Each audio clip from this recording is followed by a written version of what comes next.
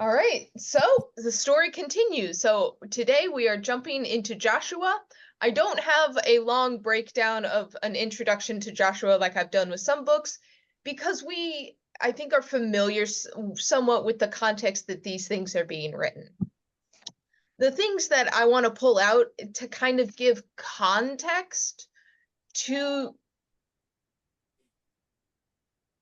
Oh, hold on. Sorry about that. To give context to what we're going to read today is kind of how this book came to be, and like what exactly are we going to read. And today is actually a good example of like the few pieces that come about to make the book of Joshua. So Joshua itself was originally a collection of folk tales, and that's mainly the section that we are going to stay in today. Like, think of it like campfire stories and like stories of the nation, and just kind of like, not even with a national identity. A lot of these stories evidently were just stories that were told around campfire of like the amazing things God did. And they were collected together as kind of like a collection, but they think that they were added into what we talked about in Deuteronomy with the Deuteronomistic historian, the historian that kind of put together this overarching theology of like what happened to the nation. And so these collection of folk tales were kind of paired with the theological discourse found in Deuteronomy. So like, for example, chapter 1 today, that is all the Deuteronomistic historian. And that then is paired with the folk tales that then come afterwards. So we're not going to spend too much time in chapter 1 because it kind of is just the piece that was added to make Deuteronomy flow into this book. There's repetition, there's kind of the restating of the purpose, and then we see the nature of the folk tale that starts with Rahab. The other thing that is good to note, and I'm going to read you word for word out of the commentary that I'm using here in the HarperCollins Bible, and I think this is very important when looking at this, both this book and the next one. The stories and other material taken up in Joshua cannot be used as direct historical evidence for a violent conquest. These stories were told and list preserved to serve the theological and nationalistic interest, not for historical purposes. Archaeological data frequently provides illustrative light on the stories, but rarely decisive corroboration of the events. So that's just basically translation of that. This is not a history book. This is right. This is the equivalent of Paul Bunyan. There may have been a dude who was a good lumberjack named Paul, but he definitely wasn't a giant, and he may have had an ox with him, but it definitely wasn't a big blue ox. That's the realm that we're dealing with in these stories. These are not history, and I think any attempt to tie them to history kind of strips them of some of the story elements of it. There are other things going on. So I have basically 3 questions that have written down, and I'm going to be referring back to again and again in this book. The first is, what is required of the people? Like, what are the instructions being said? Second question is, who is doing the fighting? Like, who is doing the action of the story? And the last one is, how likely is this a piece of propaganda? Because this book is well known to be a propaganda for the nation of Israel put together by the court, the kingly court, likely in the time of King Josiah, which I keep referring back to this king because he's the one who found the documents, and there's a whole revival here. So what's required, who's doing the action, and is this courtly propaganda? Okay. So any questions as we jump into this book about any of that? Well, one of the things that struck me is that God is saying, if you don't do exactly what I tell you, you're going to be killed. So what's required is you do exactly what I say. Yeah. Obedience is a huge theme of this book. So, I mean, obey what I'm telling you to do. All you have to do is do what I say.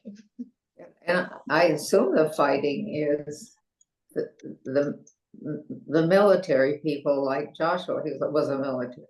I don't know. Hold off on that question. There's not so much of the violence in today. There's more things being set fighting. up. You asked who was doing the fighting? Or like who is moving the plot along? That question will come into play more later on in the book. Okay. Not so much in this chapter, although that is still interesting. Mary Ellen. Yeah. Just say, just do as I say and all will be fine. That's been the theme all along. Yeah. That's what he said back in Egypt. So that's very repetitious, and I had to laugh in verse 16 or 17, where that's what's being said, all that you have commanded us to do, and wherever you send us, we will go, just as we obeyed Moses in all things, so we will obey you. And that made me laugh. It was just like, yeah. What was what specifically made you laugh? Well, just the fact that they're claiming that they followed Moses in all that he told them to do in all things, and they rebelled at almost every opportunity.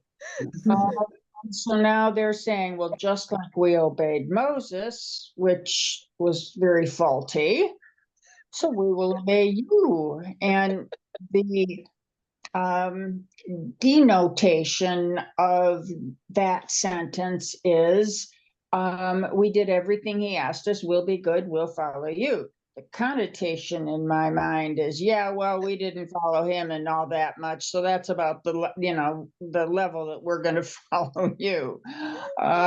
So anyway, it made me laugh. Like, here we go again. Put a pin in that one, because that's actually another funny question to ask, is like, how well are they doing in the, like, we will follow you? But Larry, what's your thought? Well, I was just going to say, eventually they did follow and do what God told them to do. It's just that they objected at every point and kept doing a lot of things that impeded maybe their progress. Yeah.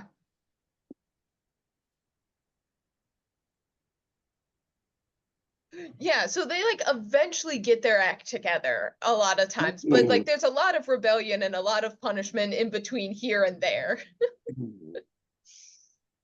So yeah, Helen.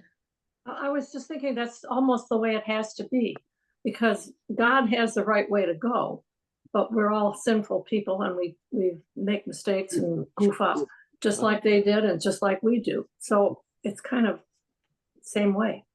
Yeah. Yeah, that's a fair way to look at it. I can make another comment from farther up in verse 14, where it says, your wives, your little ones, and your livestock shall remain on the land, whatever. Mentioning the words little ones, to me, indicates affection, indicates some concern and some care. And I found dropping that in that passage very interesting, because I haven't seen anything like that up until now. And, I realize these are stories and all the rest of it, but just the tone changes here just a little bit. I liked that. Yeah. Brings a little bit more humanness into it. Sue, what did you say? I said it does refer to the warriors, the ones the warriors are going in. Yeah. So let's actually dive into the text itself here. We're gonna do a little bit of chapter 1, but let's spend more time on chapter 2 and like the actual the fun story. So chapter 1 verses 1 through 9 is basically God commissioning Joshua. And we have a lot of promises. We've heard them a lot before. Did anything about this chunk of basically Joshua's commission stand out to you all? Or was it basically just like, yep, we've heard this, we're good to go?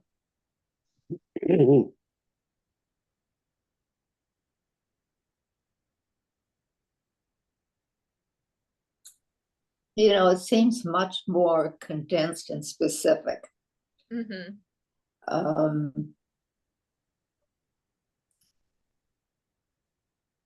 Like a pep talk. I have a question about verse 8. Yeah, what's up? This book of the law shall not depart out of your mouth. Mm-hmm. So you don't say it out loud?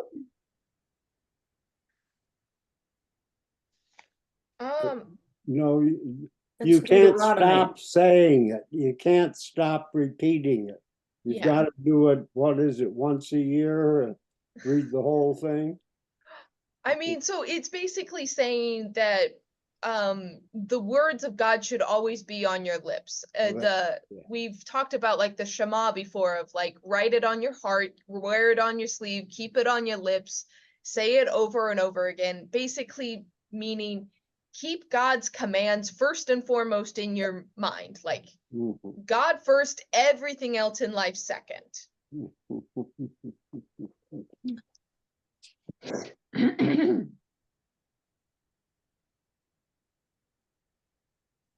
So if you all were to draw a main theme from this pep talk, what is the Spark Notes one sentence theme for it? Stop screwing up. Do what you're told. Mhm. Verse 7. It also tells that you will have success Yeah. and prosperity. Good things will happen if you do this. Mhm. But Clay, did you say verse 7? Verse 7.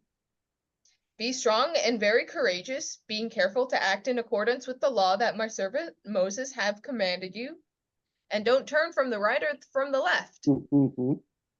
You'll have success. You'll have success. Yeah. I feel like the refrain of be strong and courageous pops up a lot in this introductory section. So Joshua, being strong and courageous, then goes and gives a pep talk to his people. The first one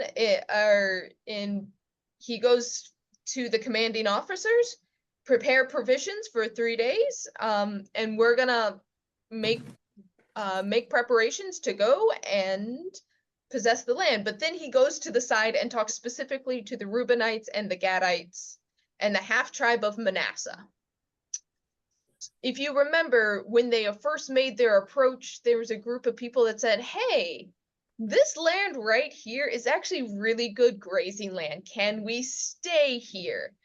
And the deal that was struck is, well, you can stay here, but your warriors still have to cross the Jordan with us and actually do the fighting. You don't get to just stay here and not fight. And so this is that group of people. So that's the one where they're leaving their flocks and their wives and their children here, while the warriors cross the Jordan with the rest of the people to start the military campaign. The question I anticipated from you all, and I don't have an answer, is what happens to the rest of the wives and the children of the rest of the tribes? Are they going over? Or are they staying here? And the answer is, I actually don't know. It doesn't specify what's happening to the rest of them, because this is very much going to be a military campaign going forward. So anything interesting out of this section of like the camp of people preparing themselves, or is once again like pretty straightforward, just Well, you know, it's interesting. They saying that they're going to kill people who don't obey is what they used to do. You know, if you deserted in the army, you used to get shot. They don't do that anymore, but they did for a long time. You got hanged or you shot or something like that. So it's probably obedience is extremely important. yes. And I guess you have to have that with the military. So, and the last little section is the response that we've kind of touched on a little bit anyways, but it's kind of funny that it's like, we're going to obey you just like we obeyed Moses, but they didn't obey Moses really well. But there is another point of tension. It pops up in verse 17 and 18. The commentaries were saying it pops up specifically because of the word only. So just as we obeyed Moses in all things, so we will obey you. Only may the Lord be with you as he was with Moses. So this is like a conditional obedience. So we're going to obey you like we obeyed Moses, but only if God's with you. If God's not with you, they're kind of letting themselves out. Hey, Gary, they're kind of letting themselves off the hook that they don't have to obey Joshua if God's not with him. And so whoever rebels against you in these orders, that's the command of they will be put to death. Only be strong and courageous. So once again, they're willing to follow Joshua, but Joshua's side of the bargain is he has to be strong and courageous. So they will do it only if that's the case. So in a way, the people are kind of setting up a bargain with Joshua. They will do what he says on these two conditions. God is with him and that he has to be strong and courageous. Sound like a good deal?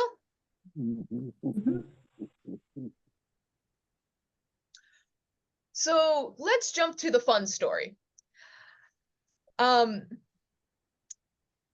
Like Joshua himself was originally sent out as a spy, so it kind of makes sense that he then sends out two spies to the first town that they're going to come across, which is Jericho. And so the two spies are kind of laying out the land, and very quickly they enter the house of the prostitute whose name was Rahab. So the fun thing to remember about this whole story, there's two fascinating pieces of this story. One is by striking a deal with Rahab, they're actually disobeying God because God says kill everyone, no survivors. And she would count as a survivor, but at the same time, she ends up in the lineage of King David and Jesus. Yeah, she's the mother of somebody. Yeah. Yeah. So you have this contrast here in the background of the story of Rahab is one of the few women who has her name put in the text, which my professor said, if a woman has a name, pay attention because it doesn't always happen. But two, she's also like, give me a character description. What do you think of her as a person in this story? Yeah, Mary Ellen. She's a wise businesswoman. Yeah, say more. Knows how to negotiate and come to a meeting of compromise. And I mean, she's focused, she's smart, she sees an opportunity, and it works out for her. But I was curious why they went into the house of a prostitute. Yeah. All right, Clay, go for it. Well, It's kind of an odd thing. you've got strange men going in and out of your house all the time. But Who's going to notice two more strange men Yeah. coming in? So this is actually pretty perfect for their purposes. Yeah. That was my thought was, well, yeah, she's got guys coming in and out all the time. Who's going to notice these two? okay, she was a good woman. That going They're in trying to be spies, you know. town. What was that, Mary Ellen? I said they didn't, the spies didn't know Rahab before this. They didn't know that men were coming and going out of her house all the time. We don't know that. No, they didn't know that ahead of time. No, but we didn't know that they didn't find out that information when they got to town. So a few things. One, there would likely be markers. I mean, she had to get business somehow. And one of the ones that I find particularly hilarious was preserved in the city of Pompeii. Oh my God, yes. Where they have the male appendage carved into the sidewalk pointing towards where the brothels were. Yeah.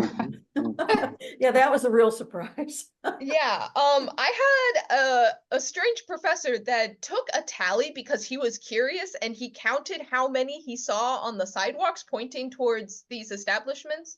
And he said by his calculation, they were more there was more brothels in the city of Pompeii than there are Starbuckses in most cities. Wow. Yeah. Yeah, Larry. But we're dealing, that was largely a Roman thing, I think, because you see it in all the Roman ruins, Hmm. here and there. But we're talking about a long time prior to that. I bring that up to say that there was often indications of where Yes, these establishments were. My if guess they- is if they walked into a town, they would be able to tell where it was, and they probably, my guess is actually they went to it directly, and there is a key Mhm. reason why. Mhm. Clay, you hit on one point. Who's gonna notice strange men going into a brothel? That's just kind of what happened in this time and era. People would go in and out, you wouldn't have to question it. But there's Yeah, a second reason why a brothel might be a good place to go. Yeah, Larry. The military might be prohibited from going there. Interesting. I mean, the control of venereal disease was always a major problem in the military. And one way to control it is you don't give the men access to the chance of catching it. Mm-hmm. So there's one more reason. Okay. Information. Oh, yeah, Helen? It seems like that would be a good place to meet other people and find out what's going on.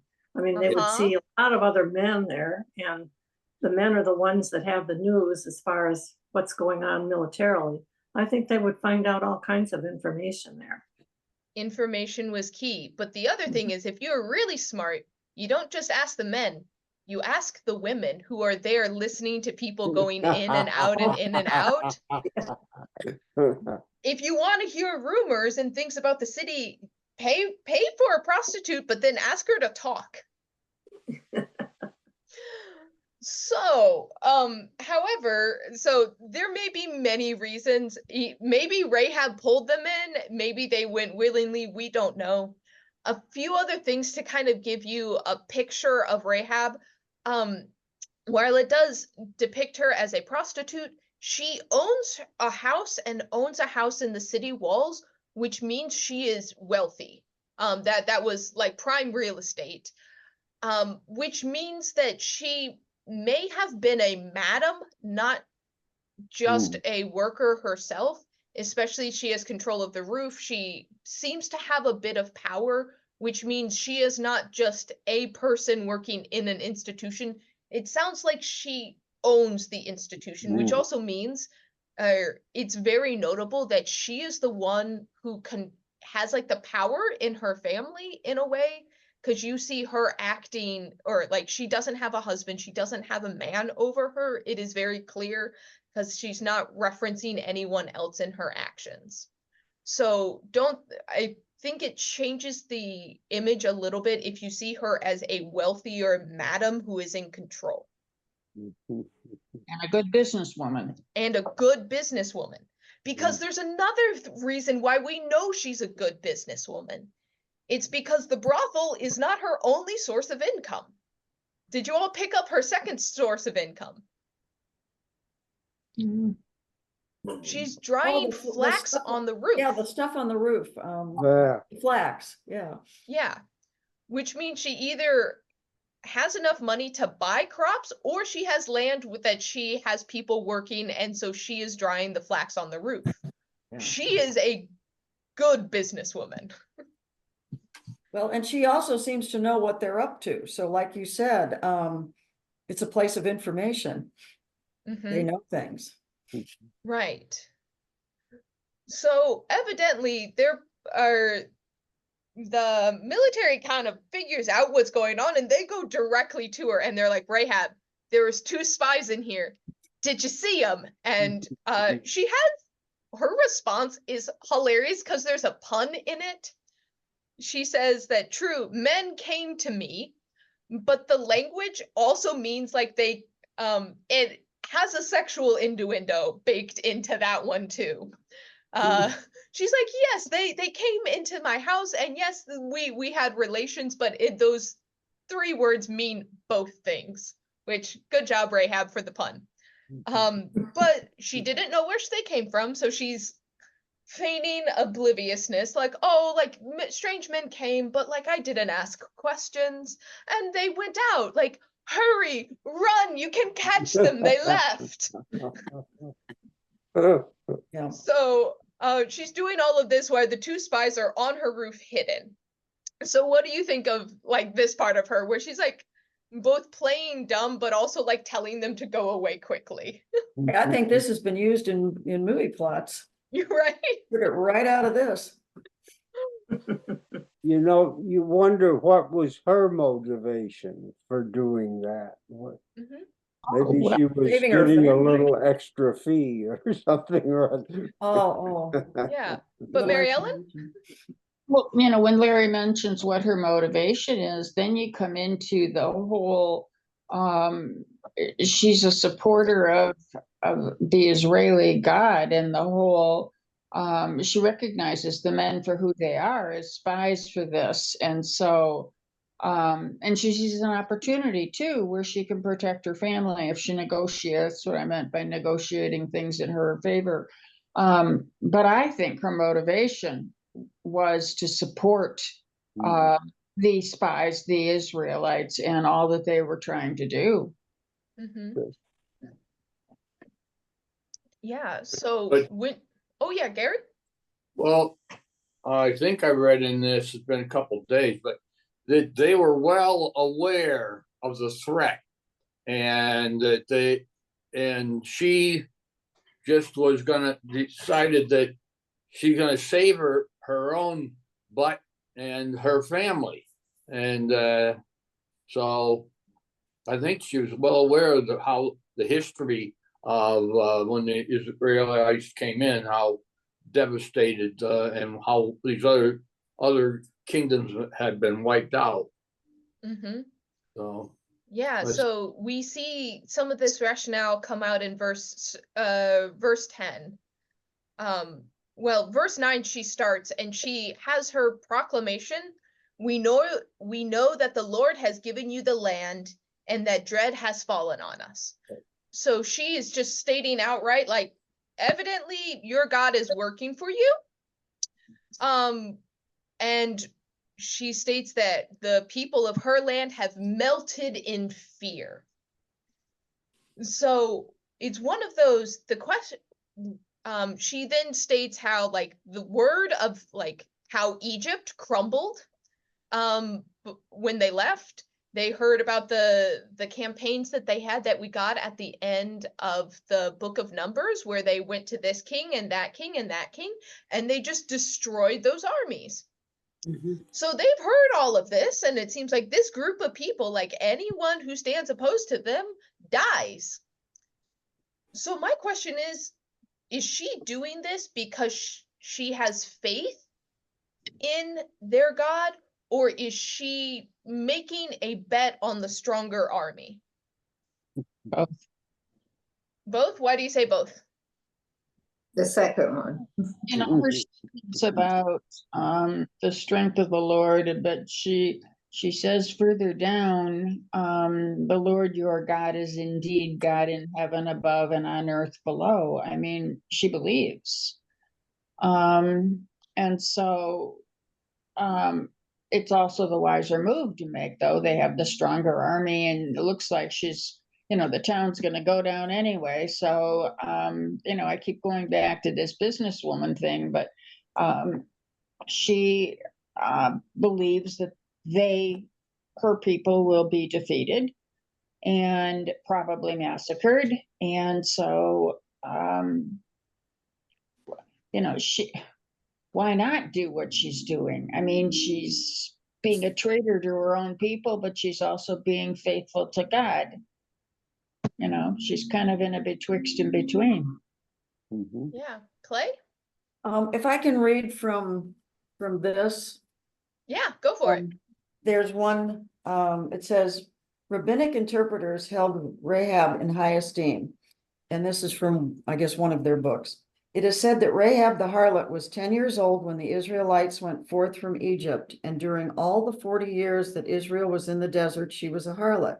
At the age of 50, she became a convert and prayed, Master of the universe, just as I have sinned with 3 things, bring about my forgiveness with 3 things, a rope, a window, and a wall.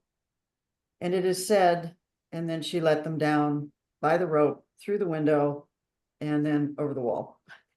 Mhm. So I just found that interesting in this book, how Yeah. everyone views her. There's lots of different views from different sources. Mhm. Yeah, it's interesting how that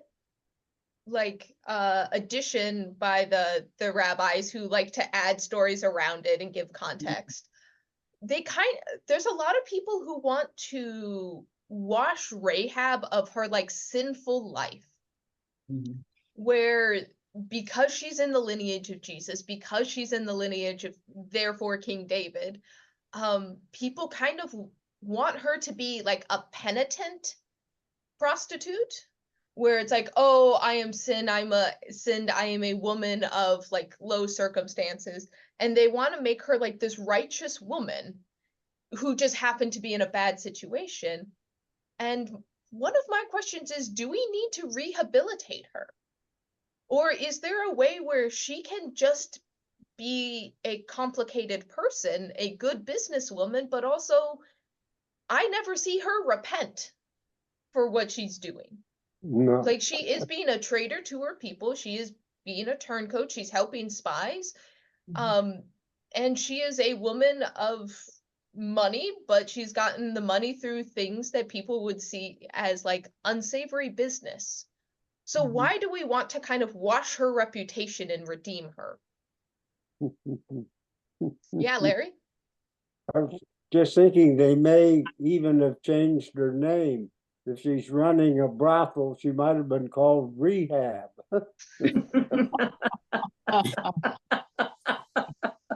That's a good one, Larry. But yeah, Mary Ellen? Well, her position is going to completely change after the Israelites take Jericho. And does her name continue in this story, or is this just it? Okay, because to me, if this all plays out as she has designed, she and her family will be the sole survivors of this and given a chance at a new life, a new beginning when the Israelites come into play. And I don't know if I'm naive in what I'm predicting, but at this point in the story, I see that as there's a new beginning coming for her. Mm-hmm. Right. So one thing that I find curious that I've heard some or read some like newer historians looking at things, and the 2 places in particular where I've heard this talked about is New Orleans and the quote unquote Wild West. And historians are now saying, yeah, these lands were civilized because of brothels, where the people who built the town structures, the libraries, the schools were actually madams. The men spent their money and tended to waste it, but looking at the finances and the history books, that it's actually women like Rahab who actually built the structure for society, but they're rarely credited towards it. But because they often, I mean, their ladies would often have children because birth control didn't exist, that they were the ones thinking about how to care for children and how to set up other things.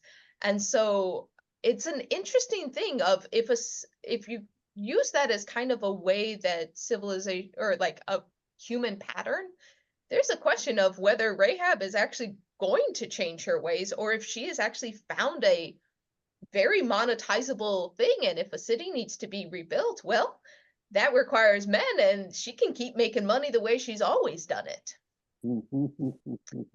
Yeah, Larry? Yeah, the Turkish town of Ephesus Uh-huh. has some of the most remarkable Roman ruins. The best known one is that library, the famous Mm. library. Directly in front of the library in the road is the sign pointed to the brothel, which is across the street. And it was often said, well, men could tell their wives and so forth, I'm going to the library, Right. you know, and then you just didn't, then you just crossed the street, you know. The women probably were onto that. Yeah. Mhm. Yeah. But Helen? Well, it just seems to me as though, how important is it that we try to rehabilitate her anyway? I mean, that is up to her and God, and we don't know really what happened afterwards. She maybe have changed her tune, maybe she didn't. Mhm. But on the other hand, I don't think that's up to us to do. I mean, just accept her the way she is. Mhm. Yeah. So why is it that we would want to rehabilitate her? Because a lot of people in history have tried to, I mean, I think Helen, you're right that it's up to her and God to figure that out of like her and her own sense of how her story's going to go forward. So why do we want to like clean up some of these people that like do things that impact the story? Why try to make them better people? Yeah, Helen. I think some people would, but is that really important? I just think it's not important. And why would they want to? But then I know that there are people who it is important to, and that's their problem. Okay. Mhm. Yeah, Mary Ellen? Well, I'm guessing if, as you said, that she now has a status of being a madam, is that she herself is not partaking in the prostitution business. She has these young girls that she's, you know, monitoring or pimping out or whatever you want to say. And you know, the focus on Rahab to me is kind of pointless. That she's kind of moved on in her life, and there's no mention of the younger generation in her establishment. I'm kind of siding with Helen here. Move on. It's not the focus of the story, at least yet. So Mhm. Yeah, Okay. why are we even concerned about rehabbing her? I mean, she's providing a service to society, and I think we excuse the damn cat. Sorry about that, Chris. I'm not so sure that it's looked at as being such a horrible thing that they have to eradicate this before she can become a good woman. Mhm. Yeah, Larry? Well, I think still there are to many people a strong feeling that everybody should think the same way they do, you know, and they think they would say, well, you can't have a harlot be, you know, doing this. She should be basically a good woman. In the same way, to me, the same motivation drives people who are against abortion. You know, if you don't want an abortion, don't get one.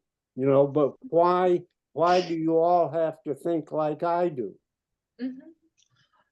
So I bring this up because especially with the women of the Bible, there is, the trope is in the Victorian era, they say there's the Madonnas and the whores, and you're either one or the other. And Rahab is a figure that kind of defies that because she is very much depicted in a very glowing light, but she is also, to be crass about it, she is a prostitute, she is a whore. And so there's a lot of figures in history, they don't like when good women occupy both. You're either one or the other. And so I don't think it matters what she does in the rest of her life. like in at least in the context of the story, it's more that pay attention of like how people are concerned with the morality specifically of these women. That like Clay, I very much appreciate the commentary you added, because I think it's an interesting discussion of like, why does she have to repent from her ways when her ways literally allowed them? Like, if she had not held this position, she would not have been able to save them the way she did. Mhm. And I just think it's interesting that she is a complicated person, and what it means to actually let her just be complicated. Like, we don't have Right. we don't have to do anything more to her story. Her story is interesting enough as it is. If those people have a problem, they could put an ending to the story that they like.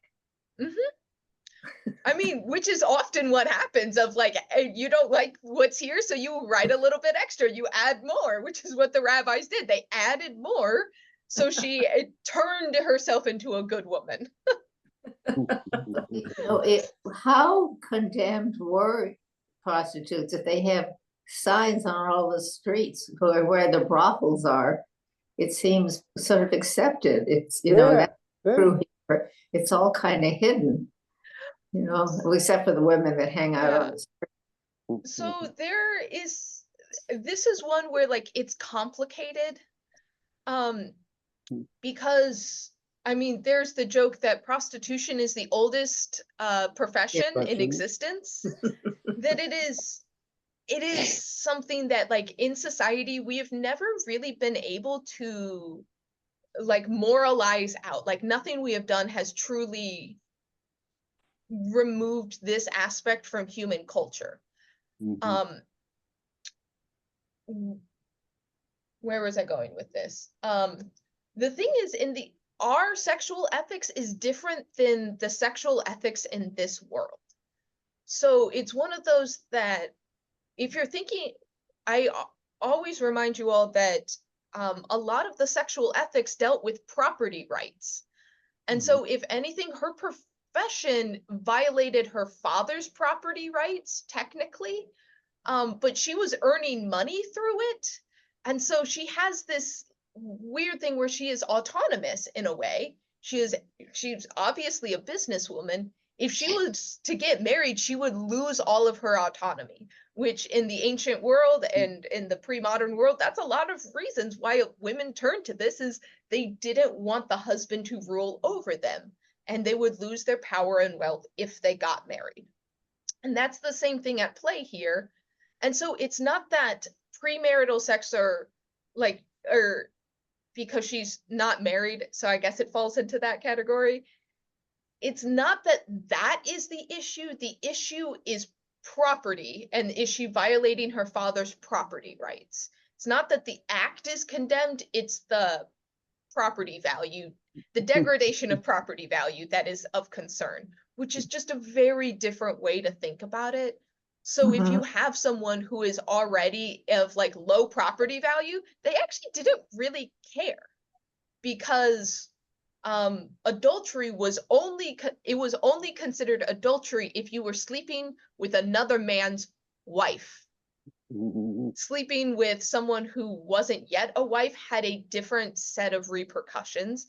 And if someone was labeled a prostitute, then you kind of weren't violating anyone's property rights, especially if she was sold into that profession, which was unfortunately common. So like, the father gave up his property rights because he basically got value for selling his daughter, and then his daughter, like, there's no property rights to anymore for him. So if you see how it's just a very different worldview. So prostitution wasn't looked down upon as much as it is today. Like, it still wasn't considered good, but it was more morally gray. Yeah, Larry. But it's not that different. Money still rules. Yeah. Oh, yeah. Money and control rules. But as I understand it then, Chris, the real sin that Rahab had committed was disregarding the fact that she was the property of her father, and thus she should not have had sex with other people, other men. I mean, if her father gave permission, then it's actually okay. But yeah, the thing is that she's acting, the biggest like faux pas is that she is acting as autonomously. Yeah. Okay. Yeah, Mary Ellen? But we don't even know if her father's alive. I mean, um, I think he is, because he is one of the people she is trying to save. Yeah, Yeah. so if you look in verse 12, since I have dealt kindly with you, swear by me and the Lord that in turn you will deal kindly with my family. Oh, where was it? You will spare my father and my mother, my brothers and my sisters who belong to them, and deliver their lives from death. okay. So she looks like she is the primary breadwinner of her entire family by this statement, where she is taking care of her parents, she's taking care of her siblings. It seems like she is, in a way, a matriarch of the family. And so that was the social faux pas there. Yeah, that I missed that. Yeah. It's all good. So, returning a bit to the story itself, she pulls out this deal. Hey, I trust that you all are gonna win. Look here, I have already saved your life. Look what I did. I sent them on their way. I already did this. Now you get to deal kindly with me. So it's one of those that, like, she's making a bargain by something she's already done, which was a gamble. But she took the gamble, and then they respond in kind, our life for yours. So she gave them she lets them down by a rope on the city walls, which is also how we know that, like, there is wealth there, because that's limited real estate and protected real estate. And they set up the bargain where basically gather your family into your house and put a crimson rope in front of, like, over the door, which has echoes of the Passover. Instead of smearing lamb's blood above the door, there's the allusion to that same thing, that the army will pass over her door because there is that crimson thing in front of it. And they say, basically, if anyone enters your house, that's on us. But if your family is outside the house, that's on you. But life for life, you protected us, so we'll protect you. So what do you think of this bargain? Good. Good plan. That's good. Yeah. She's protected herself. Mm-hmm. So when thinking about morality, so she is basically allowing a group of people she's protecting spies for an invading group of people to save her own family. If you're is thinking about this not as like God is fighting for one side or the other, how do we normally view stories of this, of one person basically saving themselves and saving their own people, but sacrificing everyone they know in the process?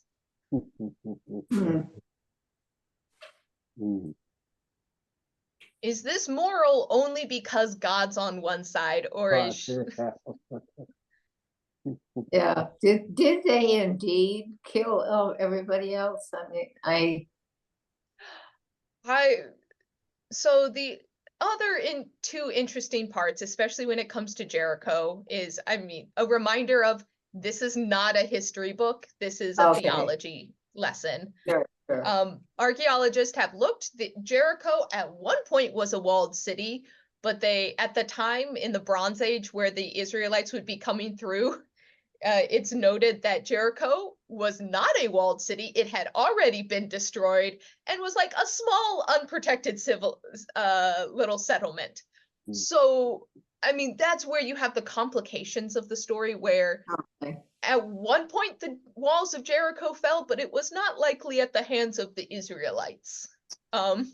So history off the table. I would say in the story, we're going to read about what happens to the rest of Jericho next week. So, okay. but returning to it, Rahab's actions of saving herself, saving her family, but sacrificing her people. Sure. What do we think of that separated from the holy war that's going on? Yeah, Larry? But from Rahab's point of view, she thinks the people are already dead. I mean, she tells them it's a given, your army's out there, you're going to come in and destroy us just like you destroyed the Egyptians and the other people on the way here, you know. So from her standpoint, they're already dead. So it's just in harm reduction right now. It's just she's saving her own skin. Okay. Yeah, Mary Ellen? Well, I'm seeing a parallel to one of the stories we already read way back. And I'm at a loss for the words, but the pillar of salt comes into play. And that was another case where the family saved themselves and sacrificed the town, if I'm not mistaken in my memory, which is possible. I'm seeing a parallel here. So that's the story of the destruction of Sodom and Gomorrah, and the angels help Lot, the nephew of Abraham, and his family. So Abraham kind of bargains with the angels saying, hey, will you destroy this town even if there is 10 good people? And the angels say no, but then the angels basically help Lot and his family actually escape. And so there is that similarity where it's like Lot and his family chooses to flee, but Lot's wife kind of looks back, and by looking back and having, like, it's thought to be the fact that she longed for the town is why she gets turned into a pillar of salt. Whereas this one, she's not looking back. The situation. They chose themselves, to save themselves, and were willing to sacrifice everybody else in the town. So this act of what's her face is not new or original or whatever. It's happened before. And the people who would be reading these stories would know that. Yeah, Gary? I don't feel comfortable putting the blame on her for sacrificing the rest of the city, because I assume that most of the city had the same information she had as to the circumstances, the history, and what was going to happen. And so she may have felt that she should share this with others, but you assume that your neighbors are aware of the current events and what's going on, and they should be prepared to make their own decisions. Good point. So I put it out there purely because we actually celebrate a lot of stories where the heroes are on the other side. So we have the story of the 300 Spartans that knew they were in a losing battle, but they stood at the cross of Thermopylae out of a commitment to stay, that they are like, here we stand. We know we're going to lose, but it is the honorable thing is to fight anyways, which is in some ways the logic behind the Alamo. The Alamo, they knew they didn't have a good chance, but they decided to fight it anyways. And there's the stories of like people who, out of a sense of their own principles, they fight losing battles because they stick to their principles. And Rahab is one where she's like, my principle is life, and I am choosing life. I am not choosing my people. My people evidently suck, and so I am not choosing the 300 option. I am not choosing the option of the Alamo. I am doing the opposite. And so I'm just throwing it out there that we actually celebrate a lot of stories where or what's the Braveheart? That's the one with Mel Gibson. We love that movie, was loved, and everyone dies at the end. Yeah, Mary Ellen? I don't see her decision as one of choosing life. I see her decision as an act of faith and belief Mhm. that she has chosen which side is right and is helping them to accomplish this. To me, choosing the side of life would be a selfish motivation. And I just don't see that in what's happening in this story. Okay. So why is the Israelite side the right one? Why, other than the fact that like we know we know the laws and of God, we know the morality that we have read, but for Rahab, who hasn't heard the covenant, why are the Israelites the more faithful, the better, the more moral side to choose? Well, obviously, she has a lot of information about the people and what they believe and what they have accomplished so far in their journey from Egypt. She seems to know all of that. And she also knows the society, the culture, if there's a religion of the people that she's a part of. And she could have sabotaged the spies. She could have turned them into the local authorities and, started the beginning of a whole different story than this. But she didn't. Mhm.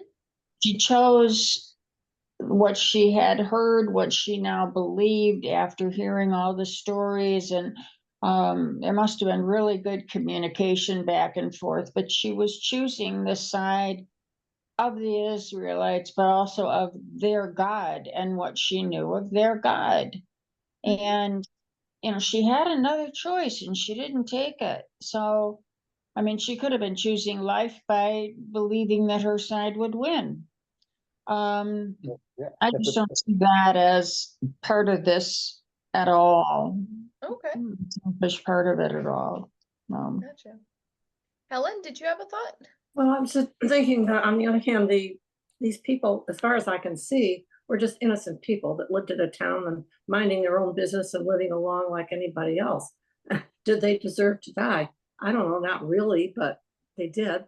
And I don't know, I think it would be a hard choice for her in a way. And even she had faith, yes. But on the other hand, they were just innocent people. Maybe they didn't know about the Bible. Maybe they didn't know about what other people believed. I mean, I look at them as innocent people that had to die. Yeah, Larry? She also says, so it looks like your God is winning. Yeah. Yeah.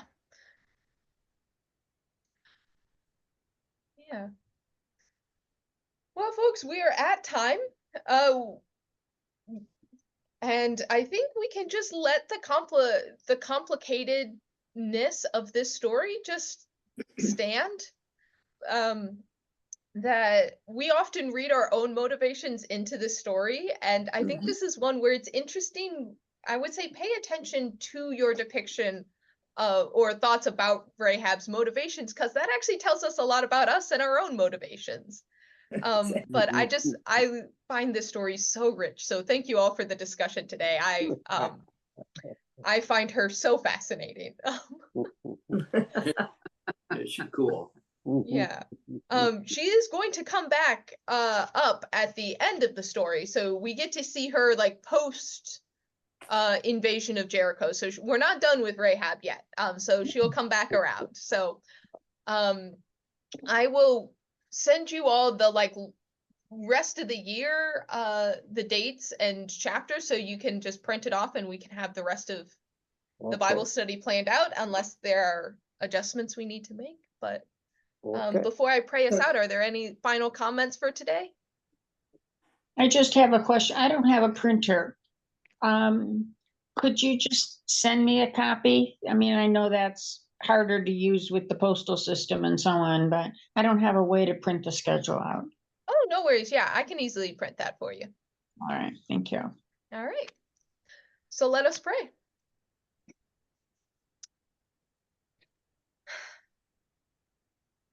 Holy God, we come to you today after reading about the story of Rahab and her actions with the spies and with Jericho, and we see the complicatedness of people in history. So often people are motivated by just more than one thing, that they have complex lives and many motivations. And I ask today that you help us understand the complexities of all people. Because God, you say that you are with us and that you are present throughout the world, and we trust that you are interacting with more than just us and the people who believe like us. So help us see your image in others. Help us understand what motivates people to do what they do, because God, we know that it is often life and love and a desire for the good things in life. So help us understand that and have compassion for the people we disagree with.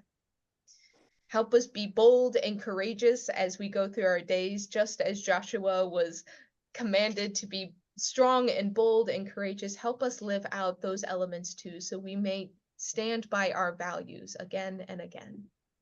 So be with this group until we're able to gather again together. In Jesus' name, amen. Amen. All right. Thank you, all. Chris. Thanks, And I'll see you Chris. next week.